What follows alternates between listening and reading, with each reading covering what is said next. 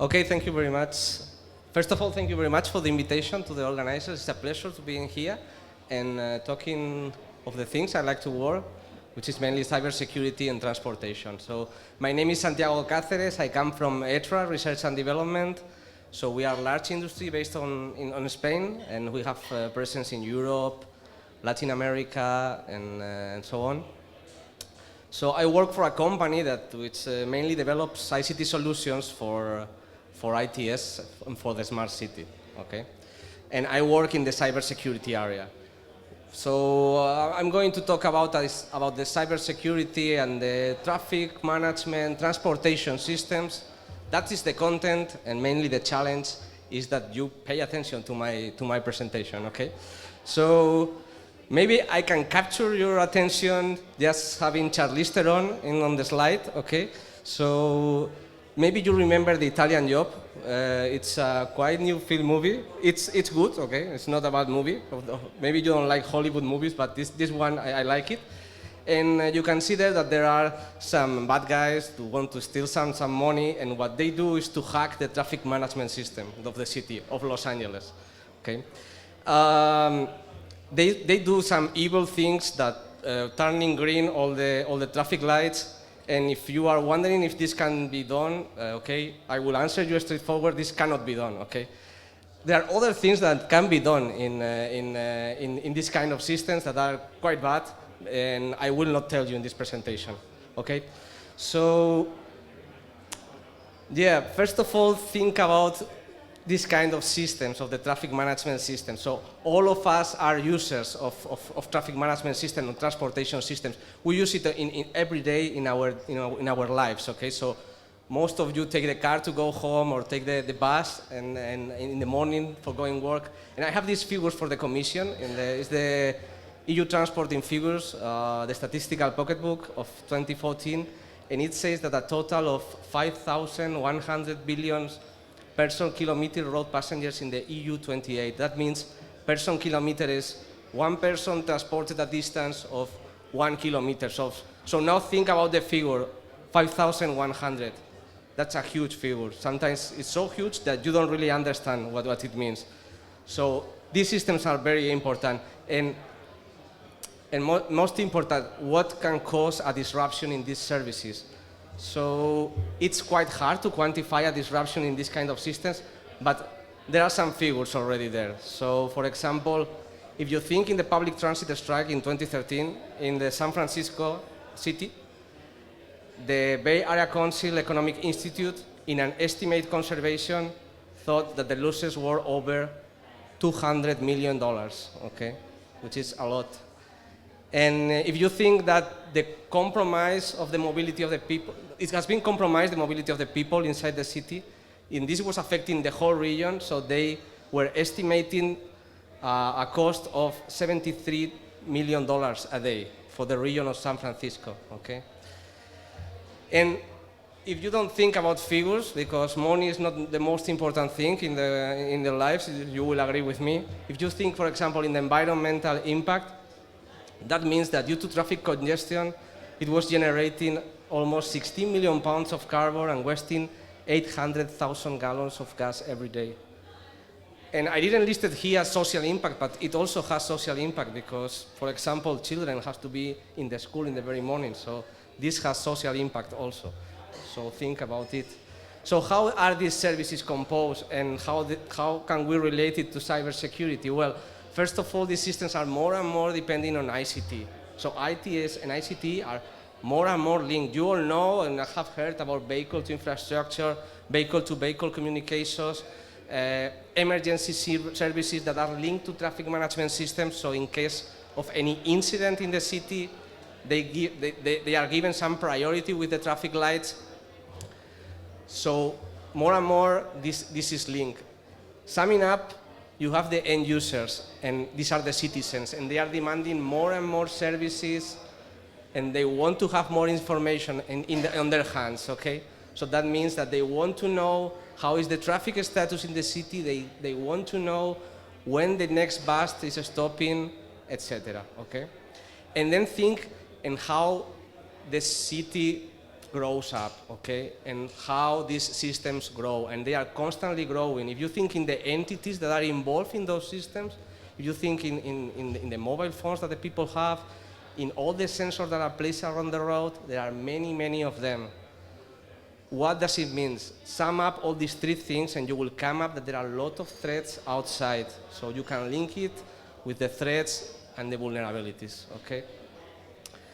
So why someone is going to attack one of these systems? So I wanted to have this small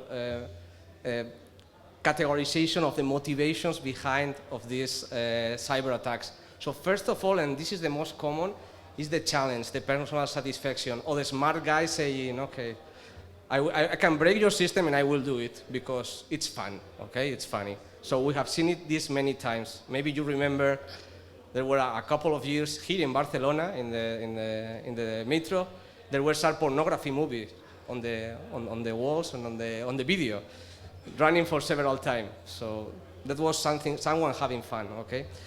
There was the motivation behind, which is the business, the resources. So we're talking of companies that are not playing fair one from each other, so they can make sabotage, things like that. This will categorize the second one. And the last one, and it's the most dangerous, we don't see it too much, it's the APTs, okay? So I guess you all know what an APT is, so this is a very specific target, a very specific malware or whatever for a very specific target, and they do it with a lot of resources. You can have behind a very big holding corporation or even a government, and this is the most dangerous.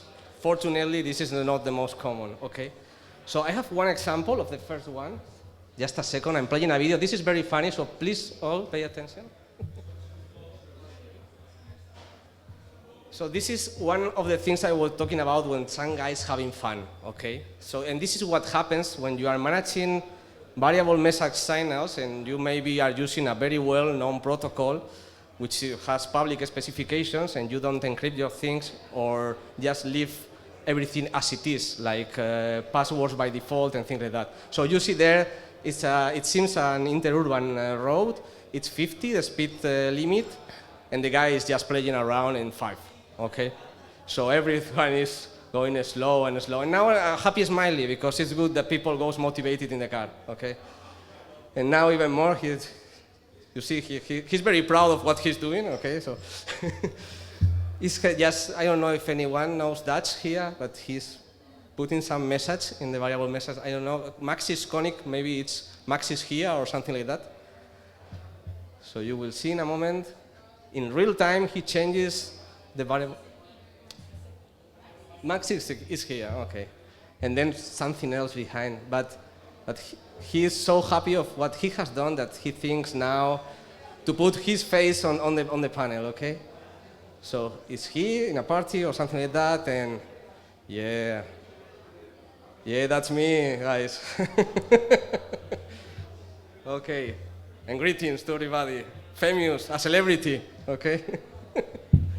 So this is the kind of things that we must avoid, okay? And we have even if this is funny and we can laugh, we have to take it seriously.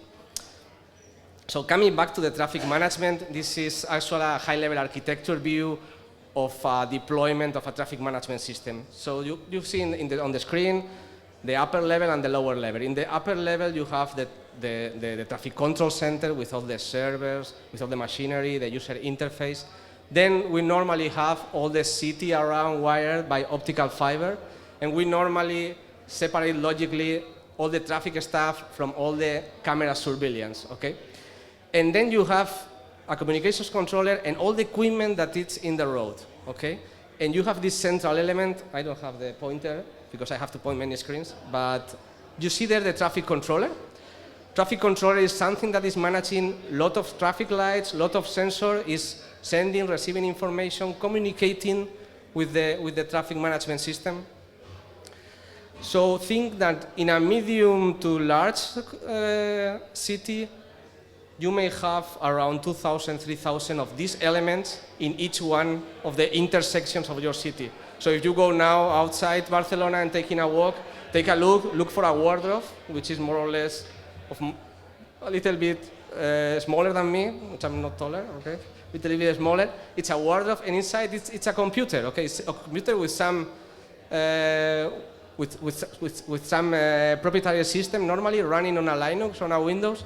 So if you think on all the things that are out there, you cannot treat this as, I mean, you cannot use, for example, techniques like perimeter defense. All techniques. There is no perimeter in these systems. It's everywhere. It's ubiquitous, okay? So we have these elements spread abroad. It's quite complex, many processes, many elements. So how can we secure all these things? And these are the things that we work in the day-to-day. So what I'm coming here, and I will go briefly, is what we do for securing these systems in a proper way. Okay, very quick. This is our magic figure, what we call. It's based on 5 steps, okay? This is very high level, so each step, depending on the needs of your customer or of your company, can carry out in a different way. So first of all, you need to understand what you have in place. So here you have the Marguerite methodology for risk assessment. So you have to carry out this exercise. I don't care if it's Marguerite or another one. All have his pros and his cons. But you have to take decisions based on knowledge, and the knowledge comes from the risk management methodologies. And you have to look carefully into the policies you have in place, okay? So what are your security policies? Can every employee in a company just plug in a USB stick into his laptop? So think on those things. Then check the security architecture. So look your architecture and check what security points you have, okay? And what is missing. And based on your previous analysis, what can be improved, okay? And they take the decision. Take the decision based on your resources, on the things you have, on what things you have to place, okay? And sometimes when I talk with the IT guys in a traffic control center, and I say, okay, let's see how secure is your stuff. They say, oh, it's completely secure. This is the safest thing in the world because we have antivirus and we have a firewall. And I say, okay, maybe you are true. I don't know. I simply don't know. If I don't carry an exercise, that's not information for me. You have to look carefully. You cannot trust only in an antivirus or in a firewall. So this has to be an informed decision, okay? And then we take this as an iterative approach, so it's not outdated, so it's updated. So once you have performed all the changes, your infrastructure is not the same anymore, so you have to carry out again all the exercise, and you have a different view, okay? So just last one talks about I mean, ITS systems and maybe critical infrastructures in general. Security awareness is needed at all levels, and especially at executive level. If this does not come from the executive, it will not work. No single product is covering the cybersecurity needs. So there is no magic element, no magic function, or no magic product that you can sell you and it will solve all your needs. That this does not exist. The evil guys or the bad guys are very good, are very innovative, and then we have to be also very good and very innovative. At least the same as they or more, okay? So put innovation at the core of your organization. And I am an engineer, I like a lot technology, but it's not the only thing. There are more things and as important or more than technology, and are the processes, the policies, and the people. So you need form people, okay? So all these 3 things will go together. If you spend a lot of money in technology and you don't take care of processes and people, that's a waste of money, okay? So thank you very much. Hopefully you have listened to me, at least 10 or 20 people, okay? Thank you very much.